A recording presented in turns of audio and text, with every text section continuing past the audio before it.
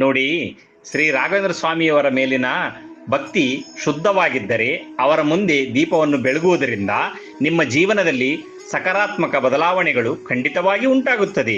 ನೀವು ರಾಘವೇಂದ್ರ ಸ್ವಾಮಿಯವರ ಮುಂದೆ ದೀಪ ಬೆಳಗಿ ಆರಾಧಿಸಿದರೆ ಆ ಬೆಳಕು ನಿಮ್ಮ ಮನಸ್ಸನ್ನು ಅಂಧಕಾರವನ್ನು ಹೋಗಲಾಡಿಸಿ ನಿಮ್ಮನ್ನು ತಪ್ಪು ದಾರಿಯಲ್ಲಿ ಹೋಗದಂತೆ ದುಷ್ಕರ್ಮಗಳಲ್ಲಿ ತೊಡಗದಂತೆ ಕಾಪಾಡುತ್ತದೆ.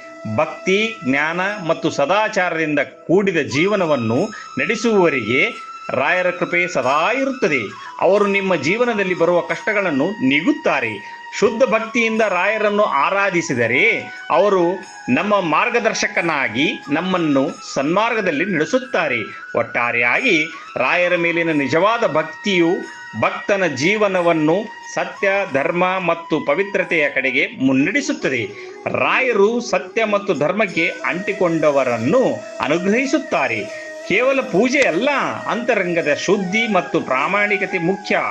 ರಾಯರು ಭಕ್ತರ ಕೆಟ್ಟ ಆಲೋಚನೆಗಳನ್ನು ದೂರ ಮಾಡಿ ಸರಿಯಾದ ಮಾರ್ಗವನ್ನು ತೋರಿಸುತ್ತಾರೆ. ಅವರು ನಿಮ್ಮನ್ನು ಎಂದಿಗೂ ಕೈಬಿಡುವುದಿಲ್ಲ.